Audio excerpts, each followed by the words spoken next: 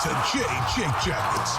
Gear up to fire the cannon and hit the ice with your host, Jay Ashdown and Jake Gehringer. Just getting through the holiday season and whatnot. Oh, yeah, I did a little bit of shopping yesterday. Yeah. Maybe that was Sunday, but it's like it's your favorite thing. Time's a flat circle. Yeah, it's a blur most days, especially during holiday season, because it just blows by. There's hockey, like there's all the sports that are going on during the holiday season, makes everybody think of other things, and then they got all the gift stuff going on the side of that. And then, like for us, like 2 of my family members have birthdays right on the Christmas holiday. The worst time to have a birthday. Dude, my aunt is a Christmas Eve baby and my mom's a Christmas Day baby. Oh, it's brutal. I know, it's so bad. Another day where we're recording on a game day and another day where we only have one game in between shows. Yeah. So really we don't have too much in terms of recapping time. Yeah, we can recap another stinker against the Red Wings. But first we got to get to Kepi Keepers by DraftKings. And I'll tell you one thing, because we're only over, we're only 20 something in. Yeah. A lot of teams are still figuring it out. Yes. And Columbus is at that point where it's like, I don't know, but we kind of know. Because that's like the whole thing. The season's over. The season's been a total mess. Yeah. But there's still fun things we can bet on. And here in Ohio, again, like we keep having to rehash this point for a little bit longer. You can't bet until January 1st, but you can still sign up with an official sports betting partner of the NHL, DraftKings Sportsbook. And when you do, you bet $5 on your pregame money line, whether that be for a college football bowl game, whether that's an NHL hockey game, whatever it is. Particularly in this case, obviously you put it on any NHL team to win. And if they do win, you get $150 in free bets. Mm-hmm. Which is a great way to parlay that money into more free money. Like if you want to bet on Jason Robertson to score a goal, that is free money. If you want to bet on Mitch Marner to gain a point, that is also free money. And you can bet on them both at the same time and get a bigger payout. Yeah, baby, parlay it. That's double free money. I do want to talk about that game later, but oh my God. Yeah, so download the DraftKings Sportsbook app now. Use the promo code THPN. Put $5 on any NHL team to win, whether that's, your favorite or just a team that you've been looking at for your playoff hopes, if you're like us. Or if you want financial compensation for your least favorite team winning, you can bet on them to win. Download DraftKings Sportsbook app now. Use the promo code THPN. Bet $5 on any NHL team to win their game and get $150 in free bets if they do. Only at the DraftKings Sportsbook with the code THPN. Age restrictions, all of that fun stuff is in our description down below. Jay, who's your Kepi Keeper? Mine is going to be going to Marcus Bjork. It's funny talking about Bjork and giving him Kepis, kind of, isn't it? It is. I find him endlessly fascinating. I know. Moving forward for this team. He was one of those like throw-in signings of the offseason, right? Yeah, he's a young kid. He's a little younger. He's like in between our ages, right? Yeah, he's 23 old. 23, 24. 23, 24. And he's played over in the SHL the past several seasons. I want to say the last 4 seasons he's been there. Mm-hmm. And we didn't know really much about him. We knew that he was a right-hand shot and that he was like 6'3". So at least NHL size. Yeah, but that was it. And he goes to the Monsters and it's like, all right, this is a player in our organization, I suppose. Mhm. And then all these injuries happen. The team We lose half of the defensive core, and we bring him up, and he's been pretty great. He's actually, it's funny because of just how, like, because he started on a third pair, right? Yeah, He started as a third pairing guy. kind of moved his way up to the second pair a little bit, He only had a couple of games on the second pair. and now he's on the top pair with Gavrikov. Apparently, Gavrikov's got a new partner on defense. Because who was Gavi? I'm trying to think of Gavi last year if he had like a stapled partner, right? Gavi, I mean, he played a good chunk with Boeser, Right, yeah. especially in the early start of the season. Especially when Peak and Z found their groove. Yeah, but he rotated a lot. Gavrikov has never really had a true defensive partner, Like a stable partner. Yeah, and that's until why now. That's why part of his success has been really neat for the Blue Jackets in these last few years. If you can find a defenseman who can make it work with just about anybody you pair him with, that's big. But I Marcus Bjork, let's get back to your point about Bjork. I have a fun stat for you, okay? Mm-hmm. In 11 games with the Cleveland Monsters, he scored 2 goals, had 3 assists for 5 points. That's not bad. In 10 games with the Blue Jackets, he has 2 goals and 3 assists for 5 points. Now, granted, 10 games is a very, very small sample size. But he's a half a point a game player in the NHL. But yes, literally, like I was looking at this projected. Well, at this rate, if he plays in the rest of the games and continues at the same exact pace he's on right now, he will finish the season with 14 goals, 21 assists, and 35 points. Oh my God. Now, that's not going to happen, obviously. But, if you finish this season and he's played 45, 50 plus games, has 5+ goals, 10+ assists. Like, do you think he can be a 25 to 30 point defenseman? Not really willing to say this after maybe 10 not that NHL games. But it's an interesting question because he looks the part. It's not just cherry picking random numbers from a small sample size. It's watching the games and being like, he looks good. He looks good. He like, and we've talked about let's just mention the game just started against Pittsburgh. We're going to be keeping track of that or whatever. And it's another one of those nights. Yes. But Bjork has really meshed already, and that's wild to me. It gives you an interesting future, specifically in the right side of your defense, because what did they so sign much him of for? your hype? So much of your hype has been around Boeser and Bean drafted Jiricek. I'm right-hand defenseman, right-hand side. Yeah. So like you got Boeser. Everyone's excited about him. He played well last year. You've got Jiricek. Yes. Jiricek. You've got Coolmans. Oh yeah, Corson. Yep. And then you've got you signed Goodbranson 4x4, and then you've got that happened. these two undrafted guys in Blankenberg and Marcus Bjork. And Blanks, oh my God, we already gave Blanks so many cookies, but there's just I want to give him more, even though like I'm giving it to somebody different, but it's just they really miss him. So like this is the fun thing though, is like we talk about next man up mentality, and you need some of these guys to Bjork's a huge embodiment of that. Yes, to take a good grasp of their chance, because you might not get it again. Right. He was not someone we thought was going to get a chance this year. No, Marcus Bjork, I thought he was just an AHL signing.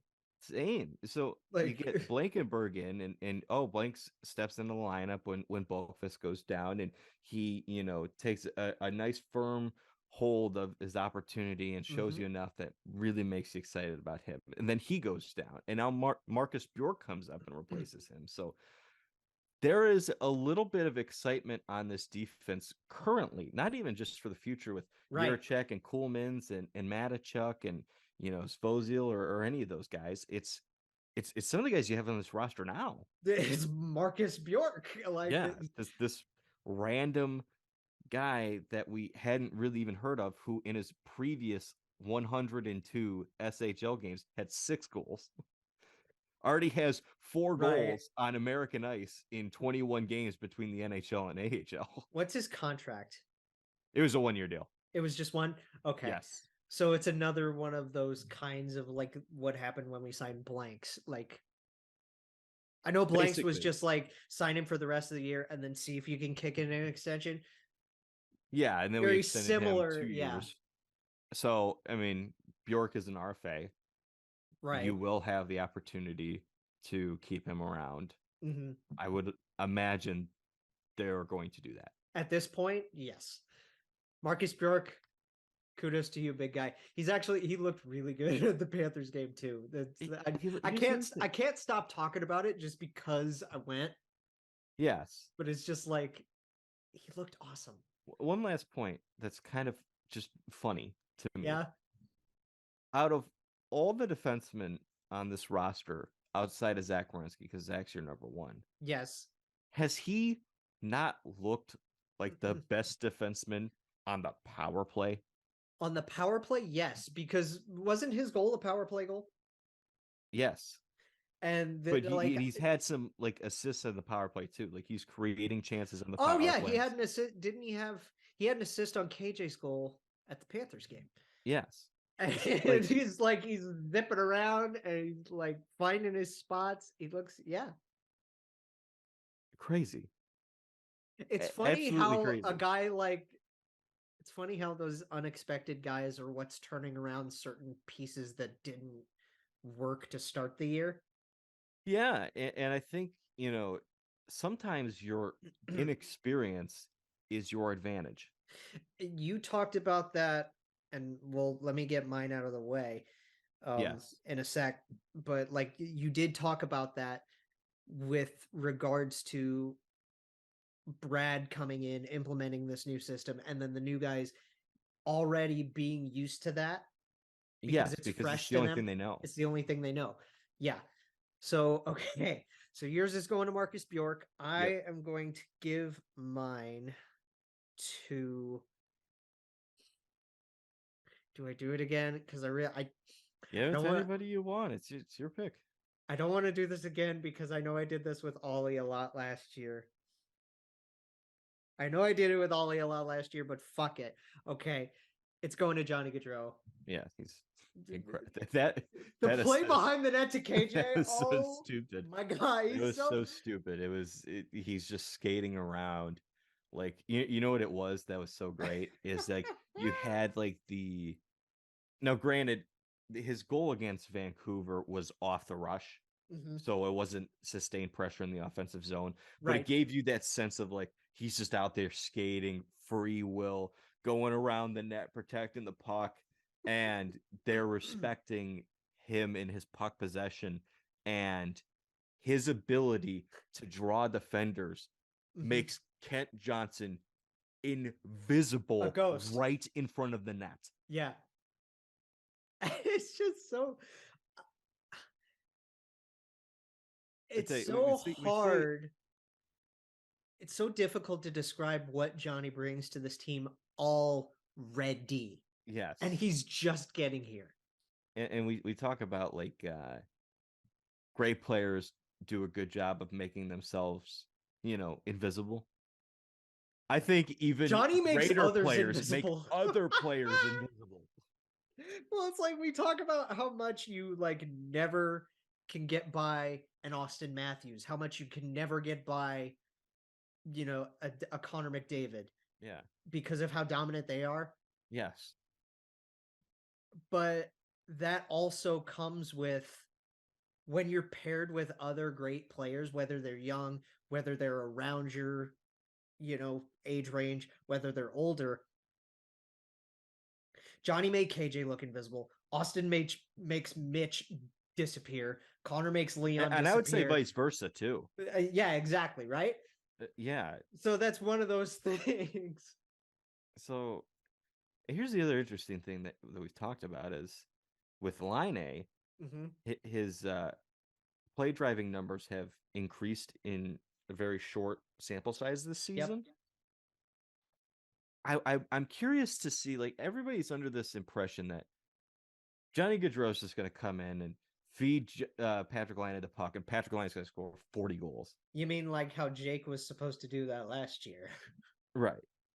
And what I'm curious about is, what if Johnny Gaudreau comes to the Columbus Blue Jackets and just makes Patrick Laine a better all-round offensive force? He kind of already has. Because we talked about, how Laine's an underrated playmaker. Yes. And he is.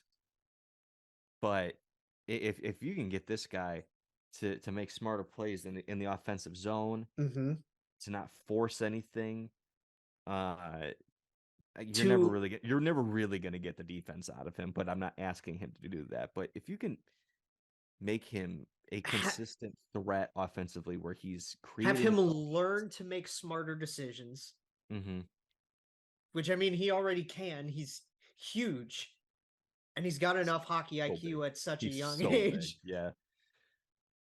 But that's the thing about bringing in a guy that's like into the prime of his prime, right? You bring in a guy like Johnny Gaudreau, who's coming off a career year and making he took a discount to come here. And then you bring him in for what he knows and what he's already done in his career to this point, and just how electrifying he is and how much he can also teach guys, right? Like, he's at that point where he can learn, but he can also teach. Yeah. And that's the perfect kind of franchise superstar you need to build around another young guy. Yeah. Right. And I would ask the question, everybody pointed to Lindholm last year and being a 40-plus goal guy. And he's got an unbelievable shot. He's a great finisher. No doubt about it. But did Johnny Gaudreau and Matthew Tkachuk just come together and spam him the puck and get him 40-plus goals, or were they just dominant, and did they just help his game? Yeah, and did help they him just create his own chances and make plays and utterly just dominate teams all season long? They're the best line in hockey last year. Oh yeah, there was no true debate about that. Yeah, like, even that's in a league where a decent amount of time Leon Draisaitl plays with Connor McDavid. Yeah, exactly. And that is in a league where Austin Matthews is consistently playing with Mitch Marner. Mitch Marner. That's where you have Jake Gensel and Sidney Crosby creating magic. You have Nikita Kucherov with either Steven Stamkos or Braden Point. Either or. It's weird. You had last year, you had Hubie and Sasha. Yes. Toying with people. Yeah. you had Pavelski, Hintz, and Robertson coming together for the first time. You have Patrice Bergeron with Brad Marchand and David Pastrnak. Yeah. It's like, there's some good freaking lines in this league, dog. Like, but this is why, and I'm gonna wrap Kepi Keeper by saying this. This is why he is Johnny Hockey. Yeah. Talk about living up to your freaking nickname, man. Those Johnny Sports actually did. At least somebody did, right?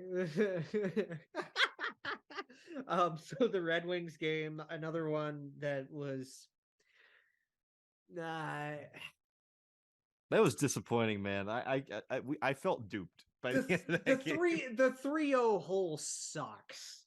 It does, but you know it really sucks? Going down 3-0 and then getting a power play goal from Marcus Bjork, and then Johnny Gaudreau makes that unbelievable play, and Kent Johnson, the dude who played at Michigan, scores against the Red Wings, and it's 3-2, and the Red Wings go back and they score, but it's oh god, it's offsides. The goal's coming back. And the moment that goal got called back, I was like, we're winning this game, and then they didn't. God. That is, you know what the frustration is of this team? in my opinion, is this is the perfect example of it. Even though we didn't expect much from these guys this year in terms of points in the standings, it's a step back. And I know you've had a bunch of injuries, but that's a game you win last year. Well, that that's is the a thing game that they is win last year. The injuries have become such a huge talking point, but we're already so deep in the pool that it shouldn't be anymore. We should just deal with the guys that we have, right? Yeah, like I throw it out there only to kind of nip it in the bud, because I don't want anybody being like, well, there's injuries. Well, seemingly they've played better with the guys who are replacing the injured players. There's always injuries to guys, and I mean, like, what are some examples of past teams that have had this kind of injury bug just plague the hell? The 15-16 Blue Jackets. 15-16 Jackets had it. Led the league in man games lost. That was the year that they got Brandon Saad, and they ended up picking third overall because they had so many damn injuries. Bobrovsky got hurt, so Jonas Korpisalo comes up and plays a handful of games. That season was brutal. It was a lot of Seth was out for a good chunk of that, wasn't he? Mm-hmm. Seth was out for a good chunk of that. Saad kept coming in and out of the lineup. Yeah. Yeah, that one was a sad year. I know the Leafs have had plenty of injury-riddled seasons like that. I know there's like a lot of the Canadian teams actually have that in particular. Yeah. Like, just speaking of like branching into, and I know I come back to the Canadian teams a lot. There's more eyes on them, so it's easier to notice those things. Like, no offense to the Ducks, but if the Ducks have a bunch of injuries right now, I have no idea. I haven't heard anything about it. And they kind of haven't. They've had big injuries, but at the same time, like, look at what they're doing, and it's like, doesn't really affect them too much. It's kind of like us. One name for you. Austin Czarnik. Yeah. That's the dude that you let start everything. Yeah. Seriously? I mean, of all the goal scorers in the league named Austin, he's got to be at the top. Wasn't he a depth guy for the Bruins? Like, to start his career? Yeah. I want to say he was with the Bruins, and he was somewhere else too that I can't think of right now. I don't know why Buffalo feels familiar in that. He was with the Flames. Oh, that's right. He was with the Flames, and then he was with the Islanders. Oh, yes, I do remember him having a couple of Isles games in there. Jonathan Berggren's a monster already. Yeah. Like, hey, look, here's the thing, and this is where I get torn. I want the Blue Jackets to win, and they're 0-2 against the Red Wings. But the Red Wings are really supporting my pick for them to make the playoffs right now. Hold on a second. This is where you get what? What? This is where you get what? What did you say? In trouble? In trouble? Okay. Yeah. I thought you said something completely different, and I was like, oh, no. No. It was the way it came through on the capture, I guess. I don't know. I'll tell you afterwards. Okay. I'll tell you later. But then Dominic Kubalik making it 2-0. The dude's been on a hell of a tear, so I got to give him his cookies for that. Yeah. And then obviously Hronek. Good for Hronek and noted Jackets killer David Perron getting on that. That was like the one thing I was not looking forward to in either. Was playing David Perron. I was like, oh god, David Perron. When Raymond scored to make it 3-0, I was like, okay, all right. I think they waved the white flag already. It is frustrating that they don't win these games against nearby opponents, because there's nothing worse than when a team that's not that far from you has a bunch of fans travel to the game that can come, yeah, and you lose, and you see like the arena's half Red Wings Penguins, Blackhawks fans, and you're just like, ugh. Right. It's brutal. It really is. I have a lot of respect for what the Red Wings are doing this year. Obviously, you knew that. I really Well, like this yeah. team. I like the makeup of them. I We've am as talked big up of a Stevie Billy Y so Husso much. believer as there is out there.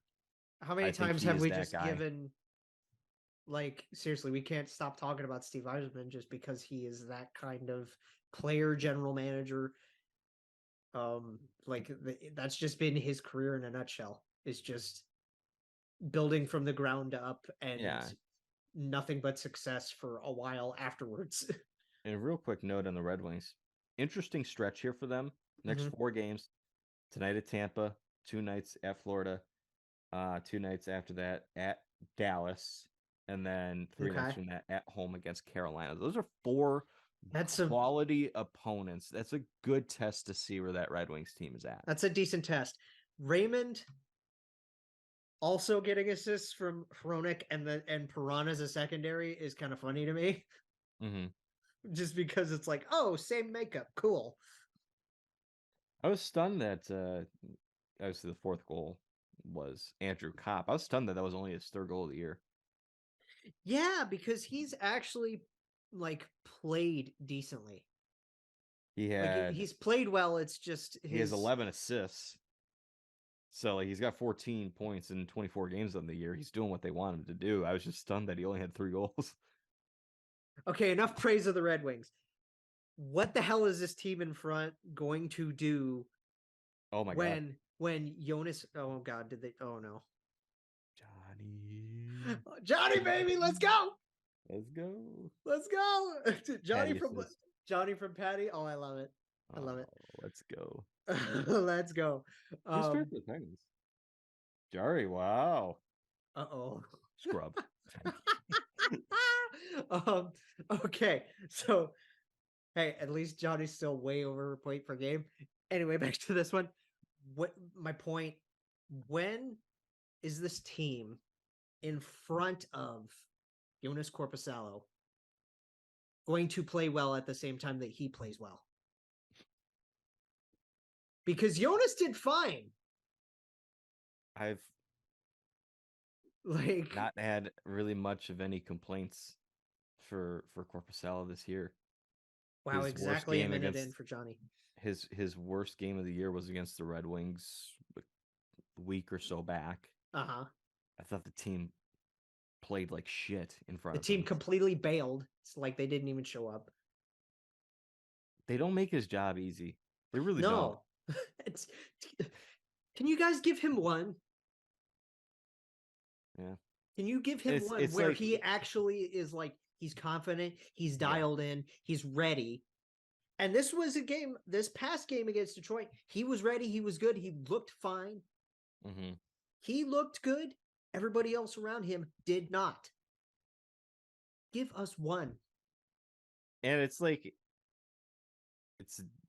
it's hard to determine, is this you just don't have enough talent on defense, or is it your effort's not there? Because it's hard for me to perhaps bash the effort, or and in this case Brad Larson as a coach, when he has to heavily deploy minutes to guys like Gavin Bayreuther, who is, no offense to him, he's a fringe guy. Not an NHL guy. He's not a top 7 defenseman on a team. He's very fringe. He is down the depth chart. 9, somewhere in that range. He's your number 8 or number 9 defenseman. Yes. The fact that they consistently call him up and slot him higher in the depth chart than he should be, and that's a concern. But at the same time, they don't want to rush some of these guys. They brought up Yurchek, who's playing well in the minors, and when they brought him up, he was overwhelmed. So I understand keeping him down there, and it's part of the reason you bring up Marcus Bjork, and it's part of. And Jake Christensen has had his moments, he is not NHL ready. He's had good moments in the NHL. It's just he's not ready for full time. No, yeah, and nothing wrong with being happy about the moments, but No, as you said, you have to be ready for full time NHL play. I don't know. I don't know. Show up for Corpy next time. That's yeah. Man, it's not even just the defense. Forwards chip into. Mm-hmm. You can always use more defensive effort from your forwards. Oh yeah. It's weird when you think like about the kinds of, and they play the two-way forwards do play well. That's something interesting for you. Johnny Boone, Sean, Robbie's got a decent two-way game. He's actually been a really good two-way player for the Blue Jackets this year. In the 68th percentile on defense. Kent Johnson. KJ, underratedly, yeah, because it's hard to judge KJ's defense because you're so wowed by his offense. Yeah. Right? So he's 73% for war percentage. His finishing is at 86%. His offense is only at 23%, but young guy in the league will project to increase over time. Same way with Yegor Chinikov. And Yegor, again, we talked about his offense plenty. And he's showing what he can do. He's showing why Yarmo went off the board to get this guy.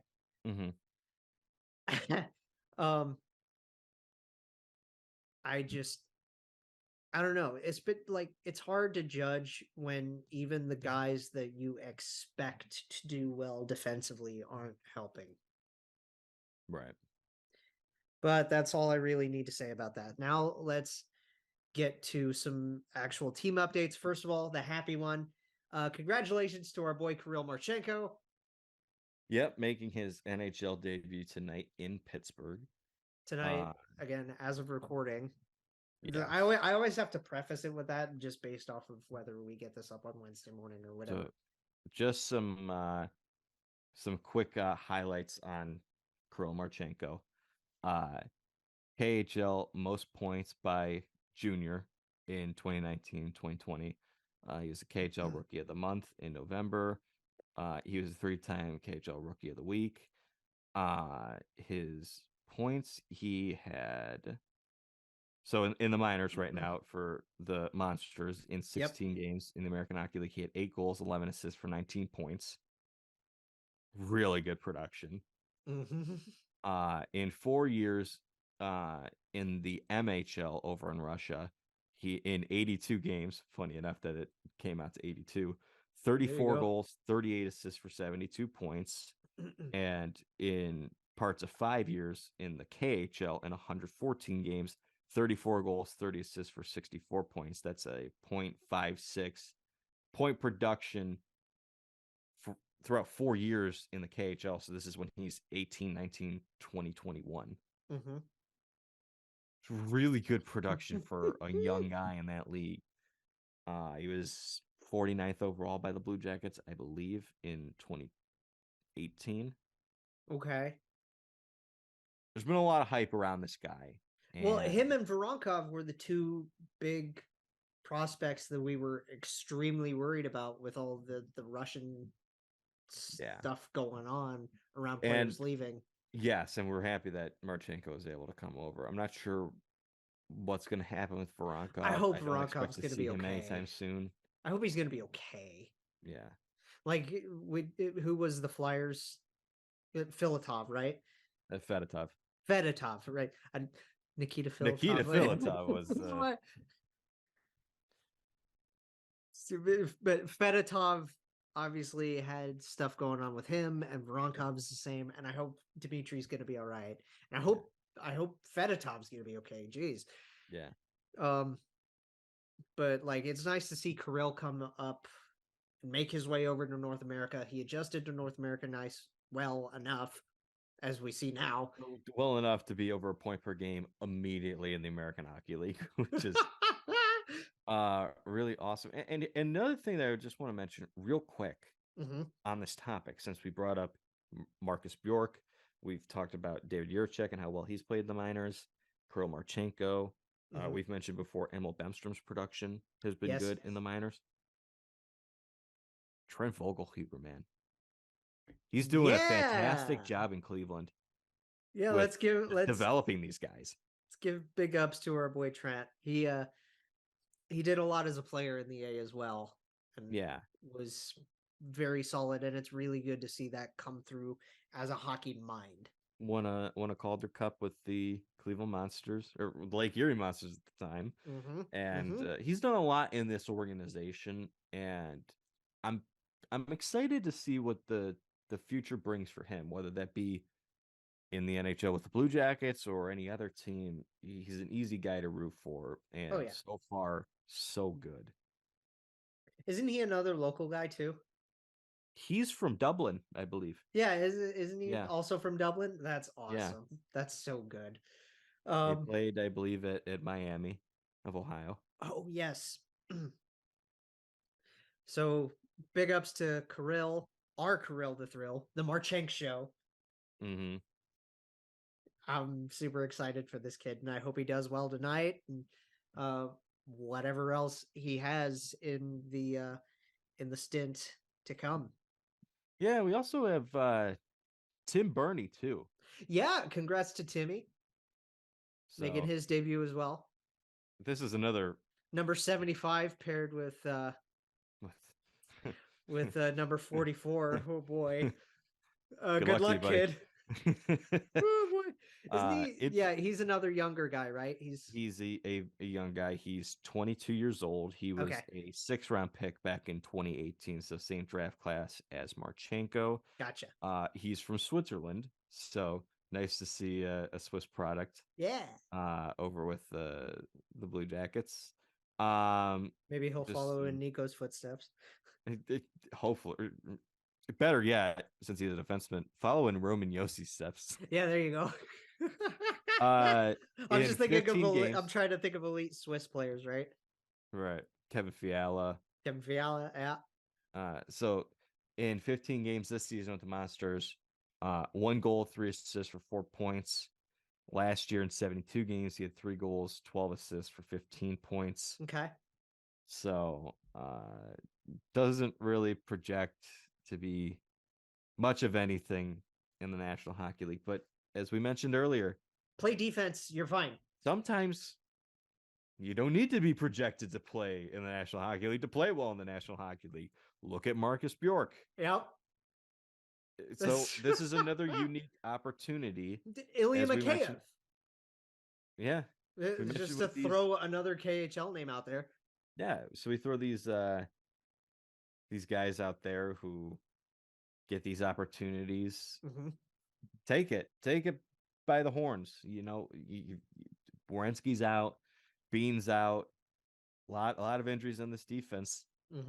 This is it. This is your golden opportunity. So I'm rooting for Tim Berni to take it. Good luck to Timmy. Good luck to Marchenko. Let's do it. Yep.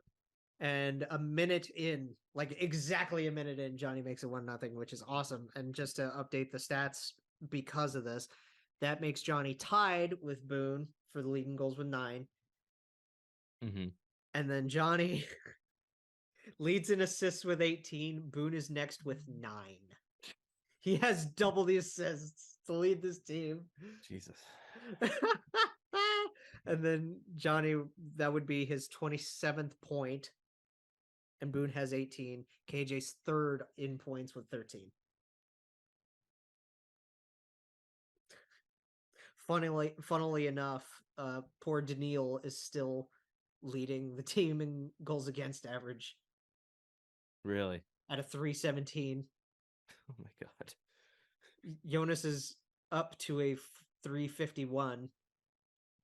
Jesus.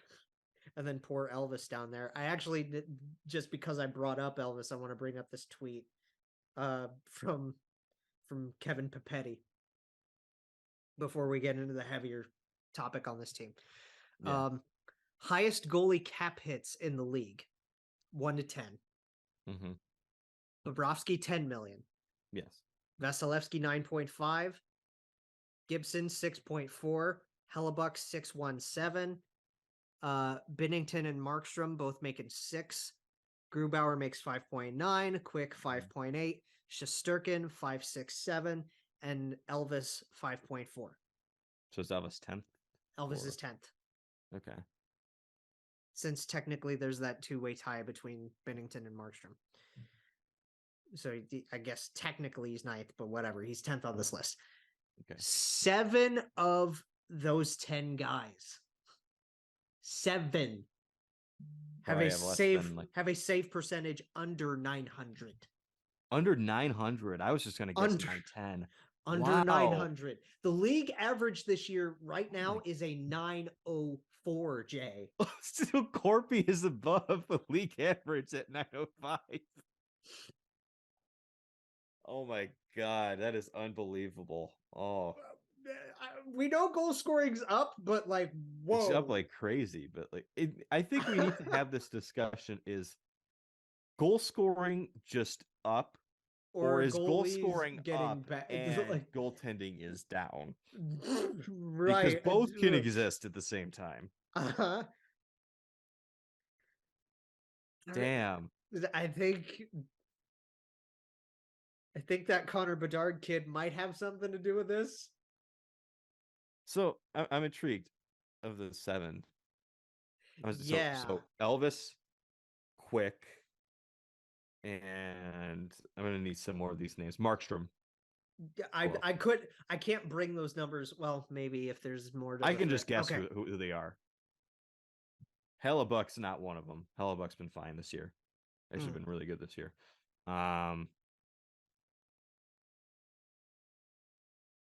Vasilevsky's not going to be one of them. Oh wait, his little thread continues. Because Carey Price would be number 1, but he's excluded due to his injury. Of course. And then Matt Murray would be at a 6.25 if we counted the cap hit that Ottawa kept. And there's a lot of term left on these guys. Right. Bob's in 4 of 7. Vassy's in 3 of 8. Gibson's in 4 of 8. Hellebuck in 5 of 6. Oh boy. Jesus. Binner's in 2 of 6. Markstrom's in 3 of 6. Grubauer 2 of 6. Quick's in his last year 10 of 10. That grandfathered contract, like, whoa. Oh my God, those contracts are so funny. Shesterkin's halfway through his at 2 of 4, and then Elvis is in the first year of his 5-year. I just want to read some of these names who are in the top 15 in save percentage. Now, these are safe. So 15 and up is 915 save percentage and higher. Okay. Because in 15th place is Tristan Jarry. Okay. And 14th, Craig Anderson. Good for Craig, man. Like, that's we'd laugh, but like, good for Craig. Right. Just what a career. 12, Stuart Skinner. Huh. Okay. 10, Vitek Vanacek. Wait, 12 to 10? I'm just jumping around and reading random names that I think gotcha, are okay. Vitek's looked awesome. 8, Alexander Yoryev. Look at him go, huh? 7, and this is my favorite because I can say I was right. Logan Thompson. 5, I did not realize he was playing this well. Spencer Knight. Good for Spence. Yeah. And 4, also very interesting. Ilya Samsonov. So, real interesting. Kemper has not played bad. He's 13th with a 916. But fascinating that the Capitals spent $6 million, I believe, on Kemper. I think they gave him a 6x6. Ooh, Marchenko was getting power play time. Nice. So, you give all that money to Kemper, and he's playing well, but 2 guys ahead of him, Vitek Vanacek and Ilya Samsonov, both with fantastic records, both with fantastic save percentages and goals against average. We've spent way too much time on this. We need to, yeah. I don't care. But it is your thing. It's your position. It's your thing. Go the goalie. Find it interesting. Yeah, I do want to know though, like who are the 7 other than Elvis, because we know. Let me read out, and I can tell you exactly who they are. I can tell you exactly who they are. Great. Now I got to pull the tweet back up. Ugh. Give me just a second. Okay, you ready? Yes. Bobrovsky. Yes. Vasi. No. Gibby. Yes. Hellebuck.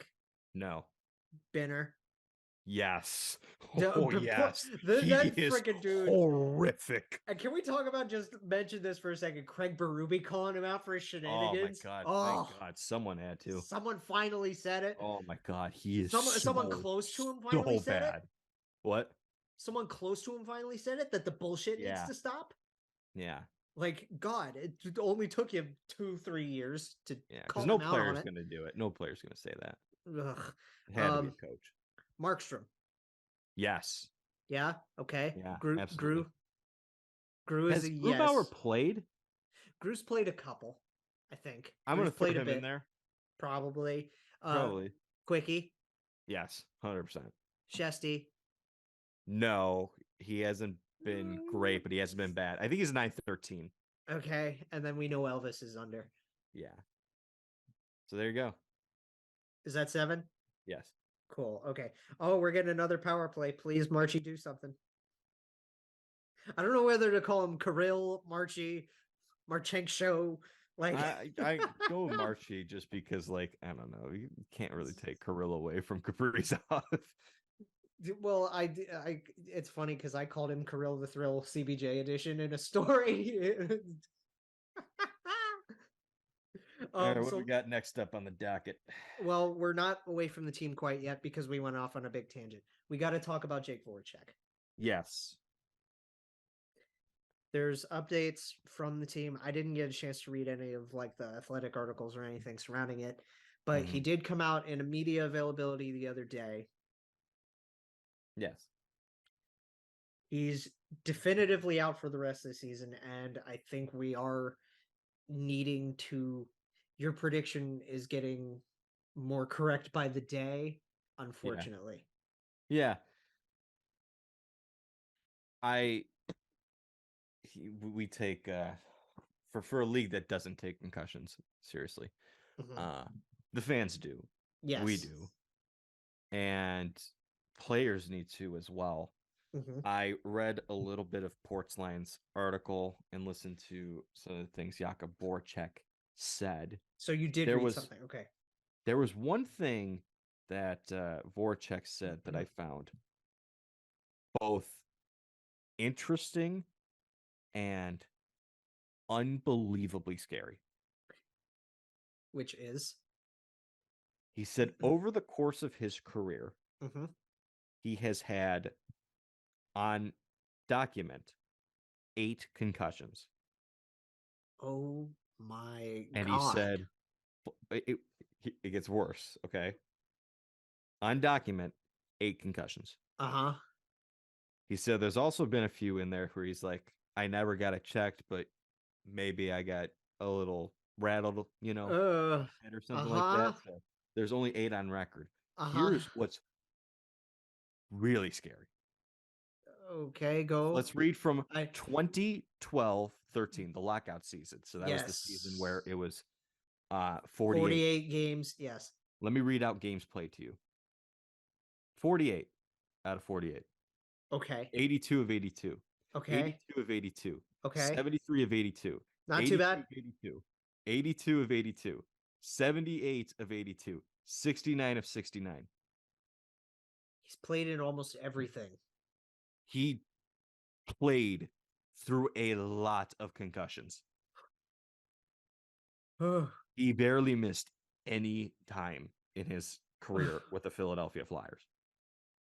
That's not even mentioning his first season with the Flyers. He played 78 of 82. Oh my God. So 8 career concussions. I thought I read a stat and I didn't check it, but it sounds right to me. He missed 20 games with the Flyers in his career in Philadelphia. We addressed Sid's concussions last show when we first talked about this. And just how much time he missed so much significant time. We thought he was done. Yes. Right? Yes, back in 11 and 12, because not only was it concussions, but he had the post-concussion syndrome, I believe. Yeah, and that adds to it. That, like, I remember back to it, like, I didn't know anything about it. I was 11 years old when that all happened. Yes. And I remember just like reading up on it one day because I was doing a report in like an English class. And I remember just being like, my God, this is awful. It's so scary. Unbelievably scary. I remember reading a whole bunch of stuff on it and being like, this dude that I really, really like, Sidney Crosby, might not ever play again. Yeah. And the other guy that comes to mind for me that is like quintessential when it comes to concussions. Yeah. For me, it's not Savard, it's Paul Kariya.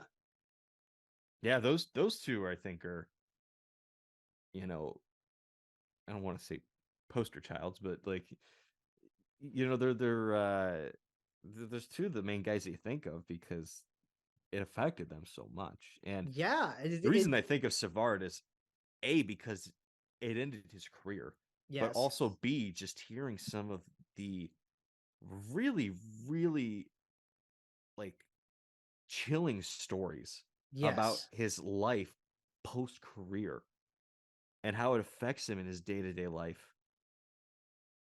And it just makes me more angry that a commissioner of a league like this can see those stories and brush off concussions like they don't exist. Yeah. And it's scary for someone like me too. I hate bringing my personal life into this as much as I do, but I do it because it's what I can base things off of. I mentioned my epilepsy last episode when we were talking about Rachel Dory. I also have, and I, this is just medical. I have a couple of shunts in my body. And for those of you that don't know what a shunt is, basically it's a filter, like it's a fluid filter, right? I actually didn't know. So you're teaching me right now. It's because I was premature. I had hydrocephalus, and that means there's a lot of fluid, excess fluid, and that doesn't flow correctly, and it builds up in your brain and in your body. Okay. And so I actually have two shunts. I have one in the back of my head for my brain, and then I have one in my spinal column. Okay. So and that's why I can't play contact sports. So if I ever wanted to play hockey, I medically cannot. Right. And I can't join the military. I can't do a lot of those kinds of things because of my medical history. And that's what makes concussion so scary for someone like me. And it's if I ever had that, if I ever went through a concussion just from any physical labor from a job. Even just banging your head on a door. Yeah. It's really fucking scary. And it worries the hell out of me. Yeah. I can't remember who it was that talked about it. It may have been about Savard, but I remember listening to it may have been Kipper Bourne. I was listening to them talking about concussions and how there was a player who was really struggling post-career with their concussion history and the brain trauma they had gone through. And they spent a lot of time in dark rooms, didn't really have much of a social life. And as they slowly recovered and got back into real life, they started to readjust. And then one day they hit their head on a door and just went right back to where they were. Oh. And I can't imagine what that's like. You can't even bump into something. to relapse that bad, because that's what happens with your brain and your skull. Mm-hmm. That's just how that's I how do I say it? That's how important this thing up here is. Yes. Yeah. I know that one of the questions that Blue Jackets fans will have about this, that I think is a fair question, And let is me how does this affect him post career? well, I was Or thinking, like, affect him now? how does this affect the Blue Jackets in terms of salary cap? Oh, But just the I team and the wanted, set. Yeah. and that's a good fair question, and it's an Oh, yeah. understandable question when looking at the future. And we will have those discussions further down the line. We But we can talk about that a little bit later in any the other season. time, We can bring somebody on to talk about that. yeah, Something we have like to that. address how scary this is and how much How- we're thinking about Jakub Voracek right now. Because How much we're thinking about Jake and just trying to live his life and recover after this. and he's had a hell of a career. Hell of a career. If this does, and it probably will, if this is career ending, Mm-hmm. whether he comes back into the league as an advisor or coach or whatever, whether that be in Columbus, whether that be in Philly, Mm-hmm. whatever he does post career, hockey wise or not, the dude needs to pursue a good life after this. Yeah. He deserves a good life. Yeah. It's I'm wishing nothing but the best for him because And let it's me tough. just I've had a concussion before. Not fun to go through. I can tell you Right. that. I'm sure. I'm I sure. can't imagine what it's like to have 8 and have to end your freaking career over it. Imagine being because we talk about because the skaters ones are scary enough because you're wearing less Yeah. to protect yourself. Goalie ones need more attention too, Mm-hmm. because even like the back, right? The back padding to attach your helmet isn't that much, is it? No. And that's not an area where you get hit a lot. I've never been hit there. Okay. It rarely Right. happens, but things happen in the sport. Just because it doesn't happen often doesn't mean it can't happen. Right. Yeah, just the league in general needs to take concussions more seriously. And with saying that, he's a warrior, and He's it's not unnoticed by Yes. me that I think there needs to be a discussion about playing through injuries. Yes. And I mean, this goes for any story where we glorify playing through injuries like this, whether that's Carlson's cup run Yeah. with the broken foot, And whether that's McDavid rehabbing his back injury like a mutant. yeah, or people right now are just killing Jackson Smith and Jigba on Twitter, receiver for Ohio State, because he's not going to play in their playoff game, and he's only played in 3 games this season. And he's had the hamstring injury, and people are like, "Oh, you're not going to play through it." And it's like, we need to have a discussion about some of these players playing through injuries. There are some injuries that I think if a player feels comfortable playing through, they should be given the choice to do it. But Yes. concussions are one of those that I don't care how mild they are. You need to sit. You got to sit. You got to get cleared. And I don't mean you're cleared enough to play. No, I want these players to play because it's over. It's gone. You are good to go. You are 200%. Yes. It's like The Dolphins with Tua earlier this year. Oh my One of God. the scariest images ever is him on the ground with his fingers craning. And obviously I'm happy that the vast majority of all football fans were praying up for Tua. That was a seizure. Yes. Yeah. That was Yes. I can relate to that. Yeah. And that was the one prior was also a collapse, like it was a neurological issue. Yes. Stumbling around on the field after that hit against the Bills. literally 4 days prior. It just makes me so mad. It Yeah. pisses me off to no end seeing the fans that were like, "Oh, he's fine. He'll be fine." No, he won't. There's a lot of Don't just injuries throw that him we right need back to, in there. there's a lot of injuries we need to take more seriously as fans of sports, and we need to be more understanding of players. Players need to be more understanding of these injuries and take care of themselves. And at the absolute top of that list are head injuries. Yes. And let me, as we're coming out of this, first of all, one more time, congrats to Kirill Marchenko for making his debut today, because he's living the dream, and we've been waiting on this kid for a while. Same with Tim Berni, and best of luck moving forward to Jakub Voracek. Best of luck to Jake in his recovery and whatever he has coming to him next. And I do want to direct people to a bigger source than us. If you haven't already, go watch a couple. I can't link them exactly. I don't know if you can find them and like post it. We can pin a comment. Maybe we can pin a comment or something like that, linking to a couple of episodes of SDPN's show Agent Provocateur.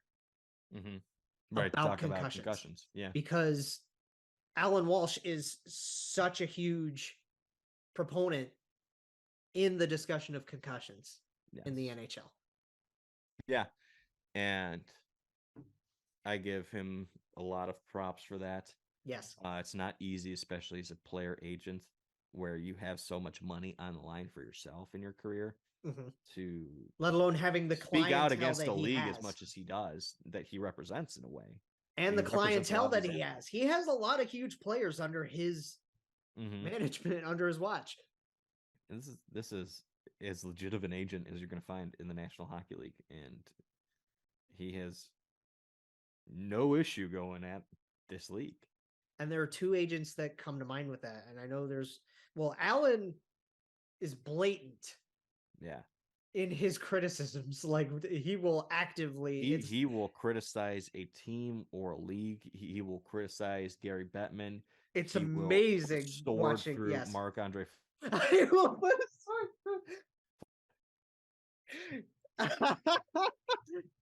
That's a throwback. Yeah, it really is. Throwback to when I didn't really know who Alan Walsh was. I know, this is how most people found out about who Alan Walsh is. And it's him and Dan Milstein that come to mind for me as notable player agents. Yes. Usually Milstein is just because he has like the majority of the European clients, but aside, we'll pin a comment with a few a couple primary AP episodes about concussions. And congrats to Kirill, congrats to Timmy, and good luck to Jake. And another congratulations I want to get to just as a segment, and we can make this really quick. Congratulations to my boy Mitch Marner. Yeah, congrats to him. I almost don't want to give him congrats because I don't think this is coming to an end anytime soon. I mean, he's hit the team mark for 19 straight games with a point. Yeah, so congrats to him on that point. Which is awesome. This thing feels like it's still got some legs to it. Oh, it absolutely does. And I hope it continues tonight because we've got clashing streaks tonight against Dallas. Yes. That's the other guy. Question for you, Jake. And you're going to know the answer because it's kind of obvious now that I'm asking you this question at this specific moment of time. Who leads the NHL in goals since the start of the calendar year, January 1st? Jason Robertson. Jason Robertson. That kid's unbelievable, and it's so ridiculous. And what's Jason's at right now? Just under Mitch's, right? Or is it over? Yeah, I think he's 18. Is he 18? Yeah. I want to see 19 be 20, and I want to see 18 be 19. I want to see them both get a point tonight. Yes. And I want to see Nick get a point tonight. I want to see him in the Leafs lineup tonight. I hope he made it.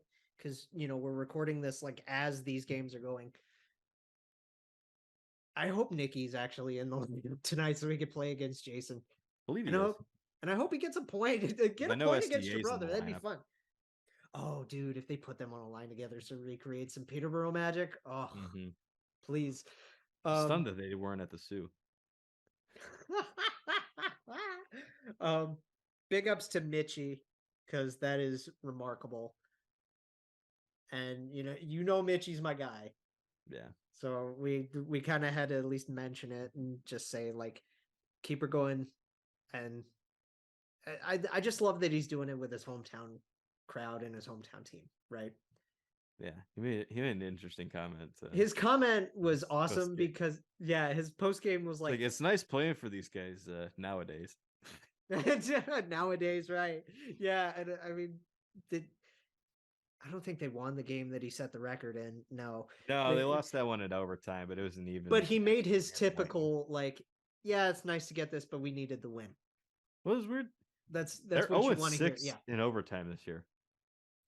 It's tough. They need to work on their 3-on-3 a lot, which is wild because you would expect them to be one of the better 3-on-3 teams in the league. Well, because Sheldon's not deploying the right people. Yeah. Sure I would probably put that on Shelley for that. I don't know though. They put Marner and Matthews together constantly, and they don't do anything. They put Riley out there. They put Sandin out there. You need a more defensive guy out there if you're I don't know. Marner and Matthews are both outstanding defensively, but you need an actual defenseman to help them too. I guess, but what are you gonna do? What are you gonna do? Throw Justin Hall out there? I don't think. That's the thing. Is like the best one that I can think right now is Timothy Liljegren, and even then, because Brody's been out for a decent amount of time. I think Muzz he's just done. back. Muzz is like basically done. And this is where we get into like, you say another tangent. Not deploying the right people. I say they don't have the right people. they need guys. they need to go out and get themselves a Marcus Bjork. Yeah, they get. Well, hopefully Mac Hollowell can be that Marcus Bjork. Anyway, congrats to Mitch. I hope it continues. Same to Jason Robertson. I freaking love that guy.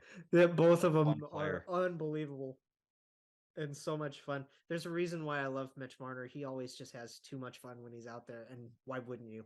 And last point, guys, if you have the time, watch the Dallas Stars. They're one of the most fun teams. Oh yeah, and nobody's watching. It's wild because year in, year out, you don't know what to expect. Yes. With Dallas, and yet they have some of the most fun players in there. I think with this new core that is going to change, where we went from you never know what you're going to get from Dallas to you know what you're going to get from Dallas. Well, they got Jason Robertson, they got Rope Hintz, they got Jake Ottinger, they got Miro Heiskanen. That's your core four now. Yeah, and then they also have a lot of fun and they have a lot of Finns.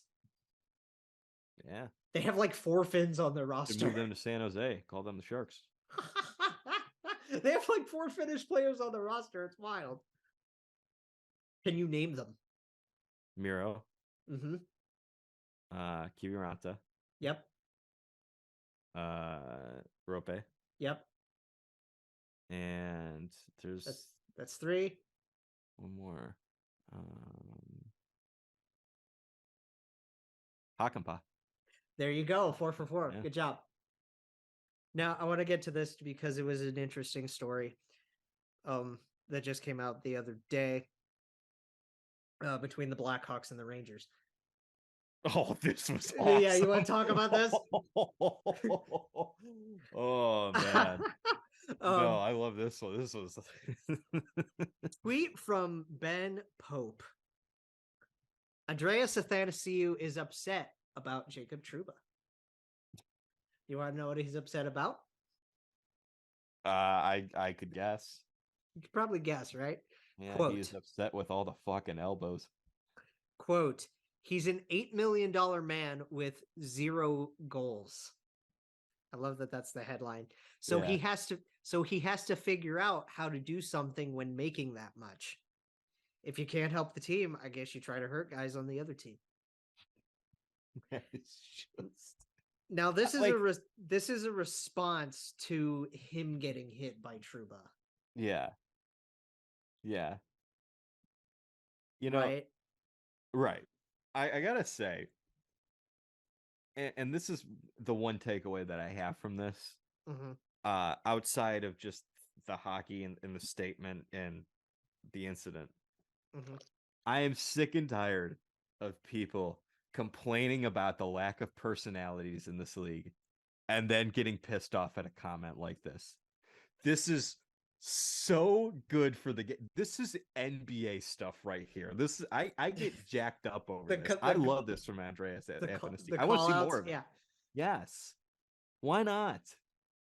Show a little bit of that personality. Stick up for yourself, man. I love it.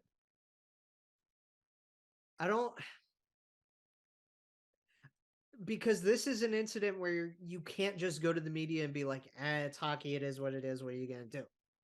It's about time someone called them out. It's the same shit we've seen for the last year from this guy.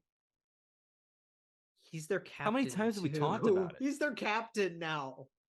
Yeah, and God, I don't know if you've paid attention to Rangers Twitter.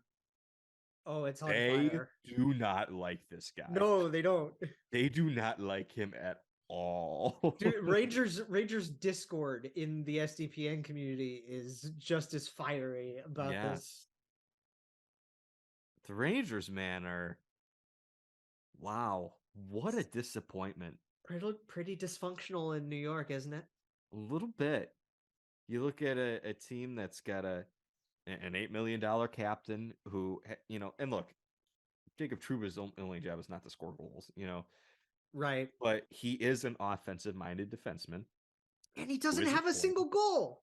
He doesn't have a single goal. And this has been an issue, not just this year, but in previous years as well. He's a big-body defenseman, and he sometimes, because of that, gets away with some of the elbows that he throws because, he's this size, this player's this size. No, there is a strategy to it. Yes. And it is Connor has that now too. And not to compare Connor McDavid with Jacob Trouba. Right. But the thing about Connor throwing his elbows around is you're the best. It's like when Crosby does it.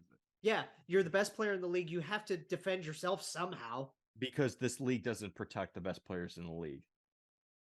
I don't know what to tell people. Nothing annoys me more than when people are like, man, LeBron James gets all the calls. Tom Brady gets all the calls. And then you watch hockey and you're like, man, Connor McDavid never gets calls. This league doesn't protect its players. It's like, what do you want? Which one do you want? Yeah. Can you make up your mind?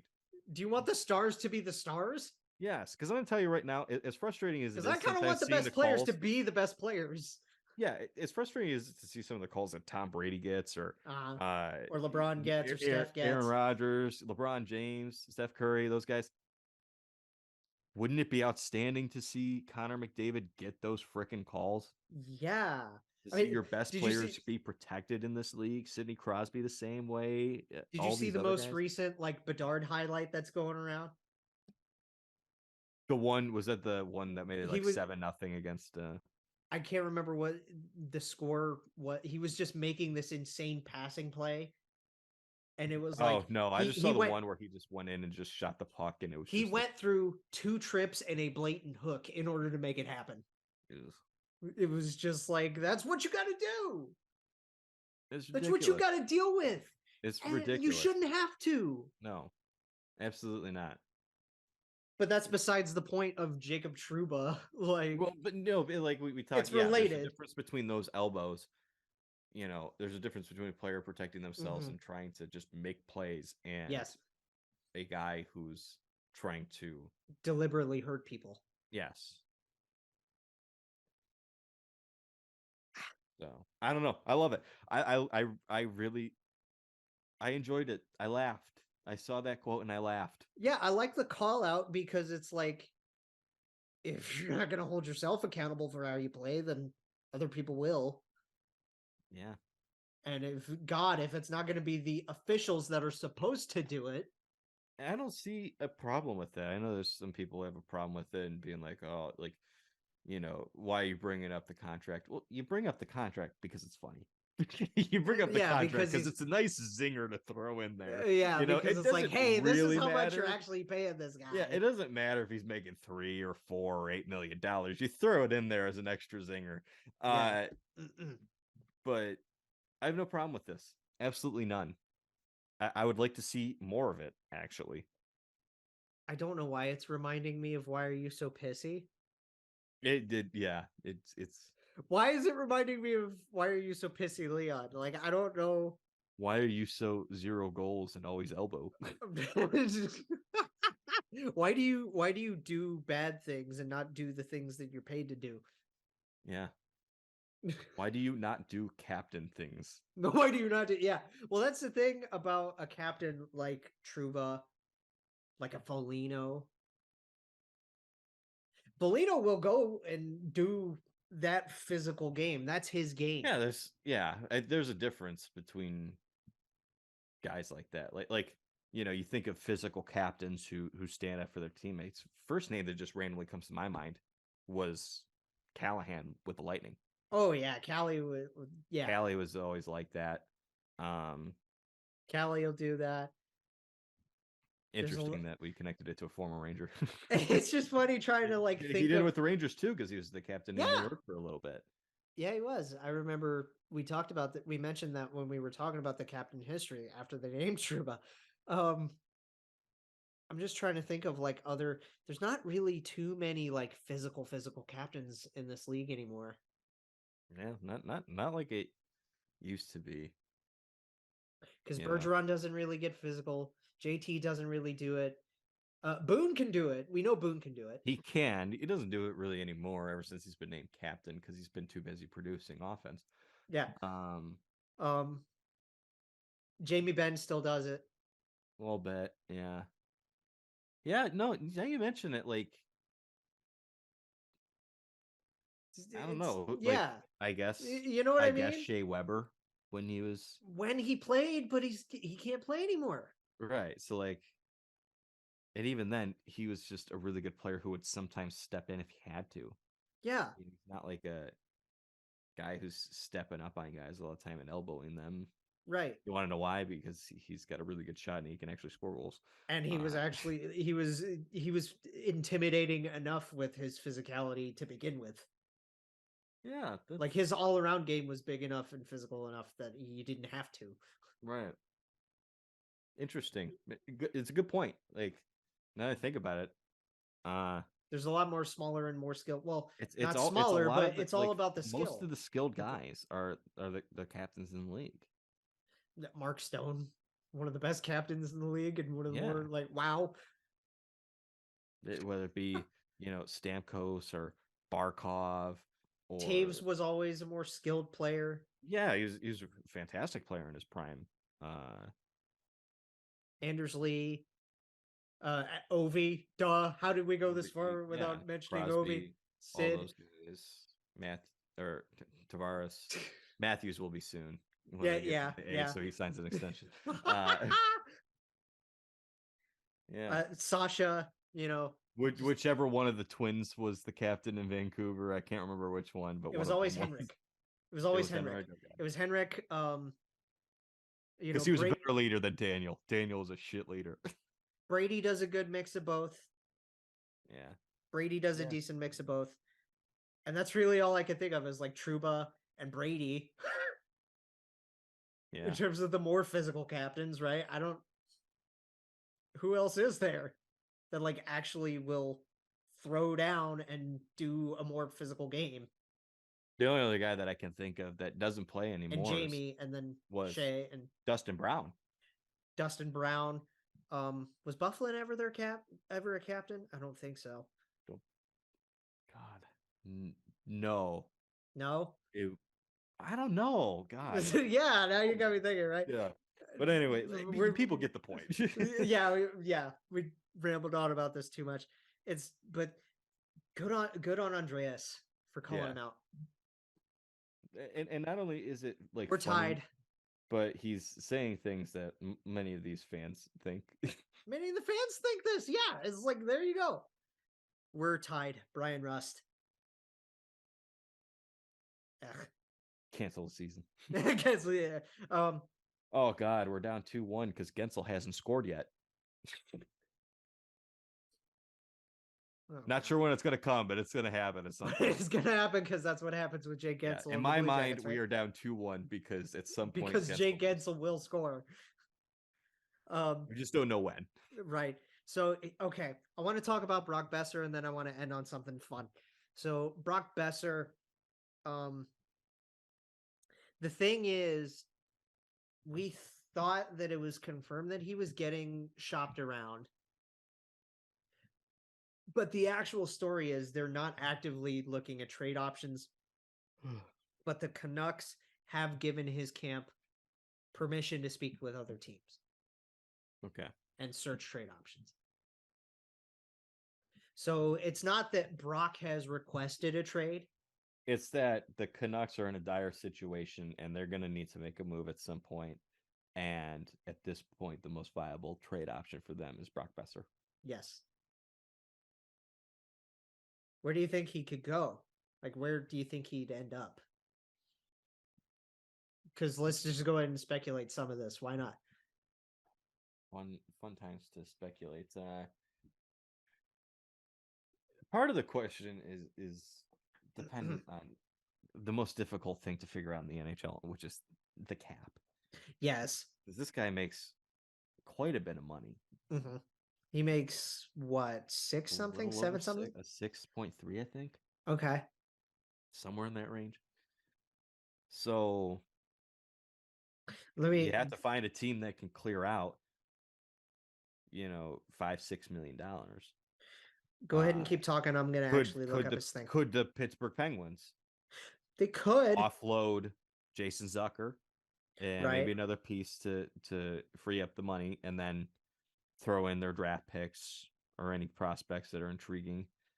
Brock Boeser makes 6.65 is his cap hit. It's a lot of money for that player, especially with the term. And that's the other thing you got to consider is the term. His term is through 24-25. Yeah. So, like, at the Penguins, I think, are an option in terms of they have at least an immediate contract that they can offload in addition to other assets that they can trade to get him. Yes. And also in the sense that there's a working relationship there between Rutherford and Alvin to the Penguins organization. Right. Yeah. So that's a potential option.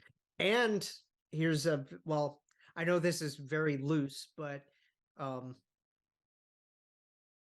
Berkey and the Canucks too.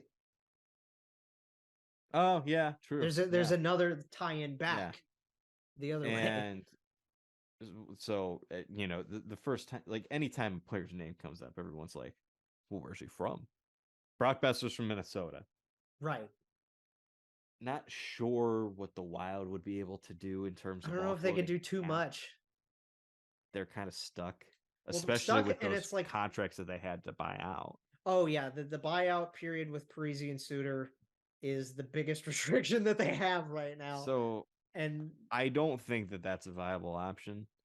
So it's like, and they're already I know Minnesota got off to a rough start, but they're figuring it out and they look fine. Like the roster construction looks okay.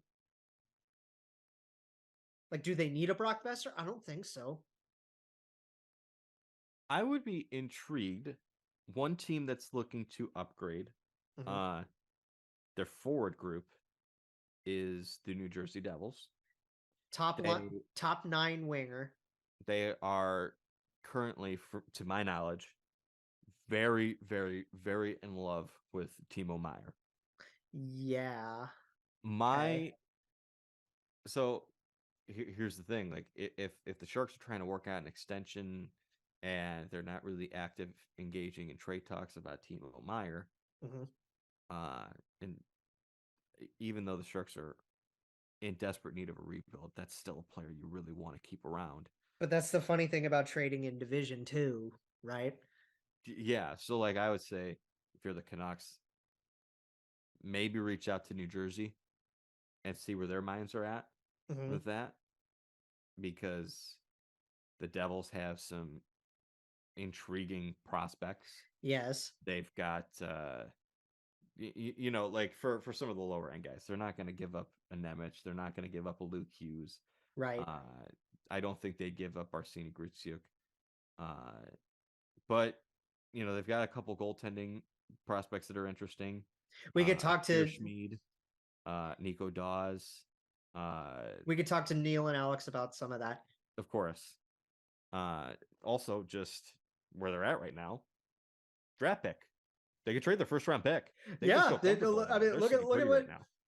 they're doing. It still blows my mind just how well they're clicking. Yeah. So by the way, the Devils, just quick note on the Devils, they're playing Chicago tonight. Yeah. And they got a fun first pair of a couple former Blue Jackets in Jack Johnson and Seth Jones. You were waiting for the opportunity. I was waiting for that in this episode, weren't you? I kind of was. You texted me about that before the show. And I have to give you props for being able to find a way to squeeze that little nugget in there. You gave me the in. Another team that I think is interesting is Boston. Ooh. Because Boston is very much in an all-in push. They don't have much time left with Krejci or Bergeron. This might, as a matter of fact, be the last year of both. This might be an opportunity for the Boston Bruins to push all their chips into the center of the table and to say, we're going for a cup. But the funny thing is, their depth is also already so good. Yeah. Dude, Taylor Hall is a third liner. Yeah. Taylor Hall's on their third line. He's been fantastic. They're just so loaded. So it's like you imagine saying that team wouldn't make the playoffs. Dude, you trade for Brock Boeser. Pasternak, Boeser, Zacha, friggin' Craig Smith.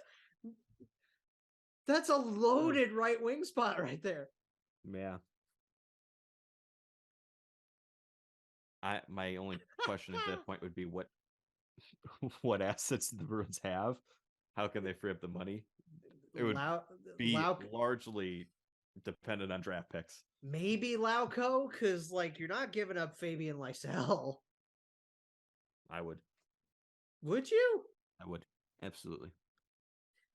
You are in an all-in push to try and win a Stanley Cup with Patrice Bergeron and David Krejci. Your prospect pool is already bare. Mm-hmm. At what point do you just say, fuck it? Well, it's like we're trying to win. And I mean, I know they're trying to win, but it's like, because you're in the twilight of these guys, you got to have a couple guys you need to look forward to. If you have to have a bad rebuild, if you like a long rebuild, in order to push all in on a Stanley Cup, I would rather do that. You know what I mean? I like, and here's the other thing. I do like Fabian Lysell. I like him too. Yeah. Does he project better long term as an NHL player than Brock Boeser? Probably not. I don't know. So that's the other thing. If you think that this is a player who could be, that's the thing is we're Boeser, I'm not great at evaluating that kind of talent. Right. It's largely a crapshoot. Yeah. But you've done the research on the player, you drafted the player, you've developed this player. If you think that this player is going to be better than Brock Boeser, then don't pull the trigger. Right. If you think it's about the same, or maybe he won't live up to that, then there's no sense in holding on. Yeah, go get him. See if he can work well somewhere else. It's 2-1. Sid the Kid from Jake. Oh God, Gensel. We're down 3-1. From Jake Gensel and Ricky Rack. God. How good is Ricky? Oh, good. Jesus. We talked about that with Letang and his stroke and how much we do love individual players on this Penguins team. Yeah. And Ricky Rack is one of those guys that you can't help but root for. Right. Plus, that deal is actually pretty sweet for Rickard Rakell. Good on him getting his back. One last team, just to throw this out there. Out there for Brock? Yeah. Carolina. Ooh, I like your thinking there, actually. Carolina is another interesting team. in that regard. Yeah, I'm trying to think because Brock can Brock play the left, or does he always play right? He's He's on the right wing. He's always right. Sure, Okay, I'm sure you could if you have to, but to my knowledge, he is 95 pretty locked to the right. Yeah. Yeah. So I'm just trying to think of the right hand sides that they have. Well, I mean, you got Svechnikov, you would have Boeser, you have Jesper Fast. Yes. Fast. And Steph Nason. Okay. But then who do you take out? Well, that would be your 4. Well, like I'm just trying to think. Taking out someone who's more naturally a left winger. Who's more natural, like a Marty or. Yeah, potentially. Yeah, because hasn't it been Natchez? Natchez has been playing more center. Has played on the right, but he can also play center. So yes, hybrid. So you could shift him to center.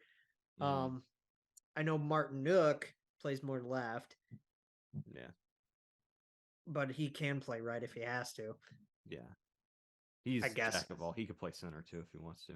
Oh yeah, Marchenko is awesome. Very flexible player, but I like Carolina because I don't know how much cap clearance they have to do because I think they put Pacioretty on LTIR.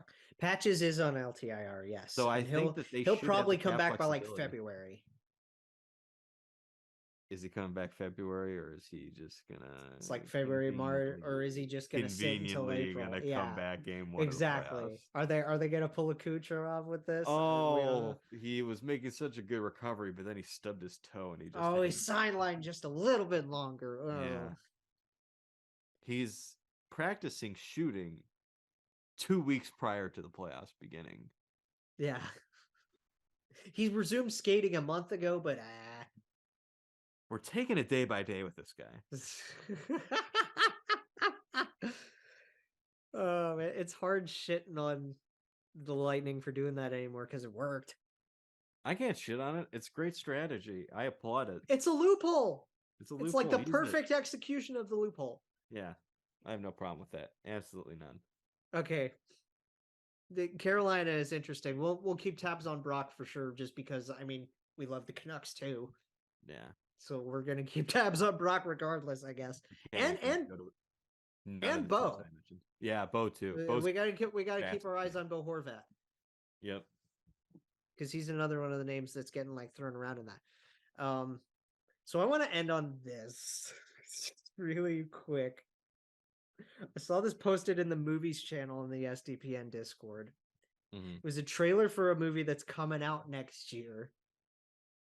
That, like, when I first saw the trailer and the picture, I immediately was turned off and I just said, yeah, no. No fucking way that I'm seeing this thing. Right? But then I looked at the trailer. I saw friends in another Discord talking about it.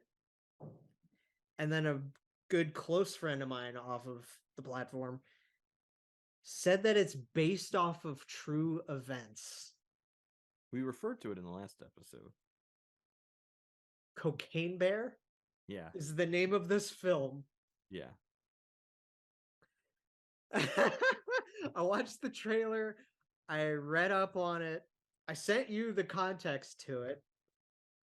To the true story about it. I didn't read it. Let me pull this up so I can read it. Yeah, I know you are. You take like 10 texts between replying to things. Yeah. I'm improving. Sometimes you go like 3 days. Yeah. The funny thing is, if you watch the trailer, and I'm sure shit you didn't watch that either. What? You know. The thing about this movie that I thought was funny when you watch the trailer, it's like an identity crisis. Mm-hmm. This thing does not know whether it wants to be a comedy or a horror movie at all. I know what I want it to be. I want it to be a shit I want show. it to be a comedy. I want it to be a fucking shit show. That is what I want out of Cocaine Bear. So let me give some the context to the true aspects of this movie, right? Mm-hmm. Cocaine Bear was briefly famous in 1985 when it was found dead after eating roughly $15 million worth of coke from a duffel bag dropped from a drug smuggler's airplane. Oh my god. A bear on $15 million of cocaine. The smuggler, Andrew Carter Thornton II, was the wealthy son of an elite Kentucky horse breeding family. According to I know, it's so I don't know. Like, all I'm thinking about is like, imagine being like a big time drug dealer. Uh-huh. You got $15 million of cocaine, and you lose it because a bear eats Because it. your son dropped it out of the airplane and a bear just finds it. Oh my god! The smuggler, Andrew Carter Thornton II. Yeah, I read that sentence already. According to a display at Georgia Bureau of Investigation headquarters, famous for exhibiting the monkey from Mars. Okay. Mm-hmm. Thornton fell to his death when he bailed out of the plane, hit his head on the tail of the aircraft, and didn't open his parachute until it was too late. So the dude fucking dies trying to bail from his own plane crash. Okay. Thornton's body was found in a driveway in Knoxville, Tennessee. 9 coke-stuffed duffel bags were eventually recovered along his plane's flight path. Cocaine Bear was found 3 months later in the woods just south of the Tennessee-Georgia state line, sprawled next to the ripped open 10th bag. All of its coke, about 76 pounds, was gone.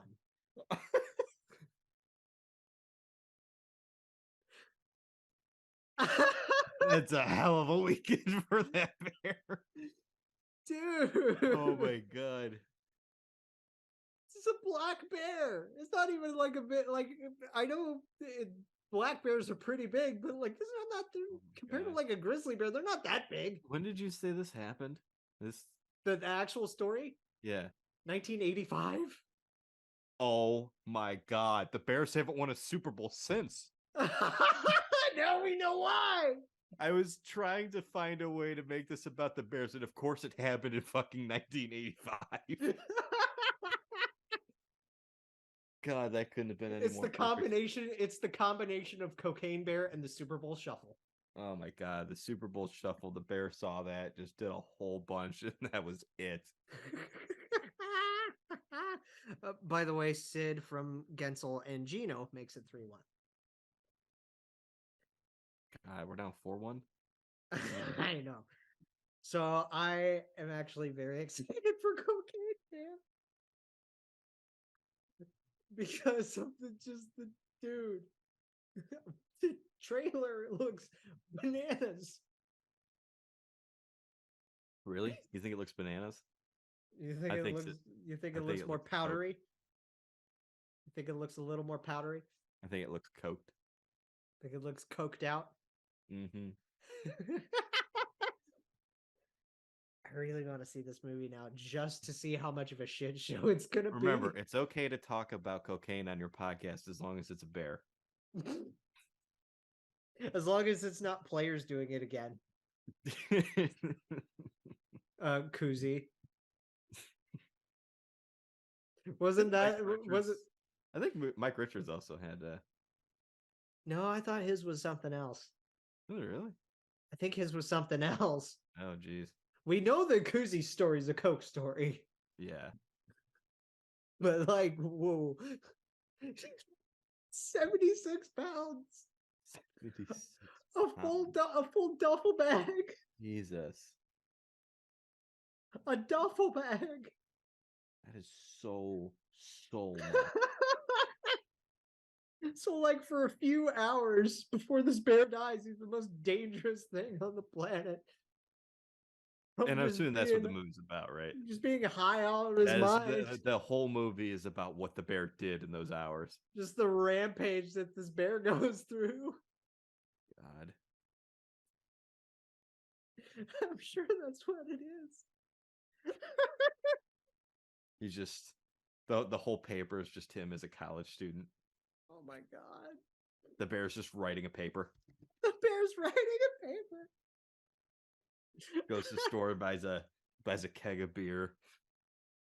Oh my God. We got to get out of this. We've been running on this too long. I don't think we've been running on this long. We haven't run on this enough. Holy hell. Okay, so we're playing Pittsburgh now. We'll be able to talk about it a little bit more later. Yeah, we'll be able to talk about our 4-1 loss on our 4-1 loss. Real quick, I will not be able to record Saturday.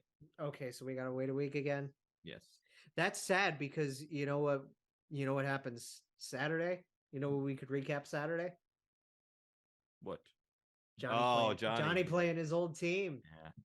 I was supposed to go to that game. I had tickets, but that's his first game against Calgary. Yeah.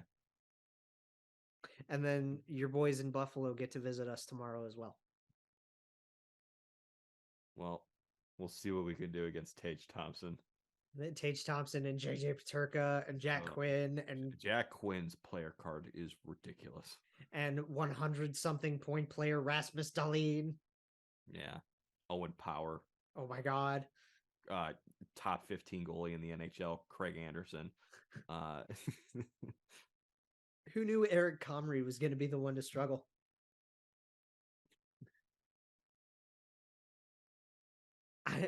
But yeah, I'm very excited for Friday night, actually.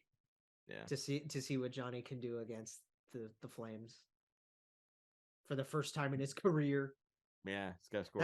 That's gonna be a really fun story point. It will be. And we'll see you in the weekend. Jake Jackets, a podcast for fifth liners and all puckheads around. Follow the guys on Twitter at Snake Gehringer, GARRINGER, and at By J Ashdown. And subscribe on YouTube or wherever you listen. March on.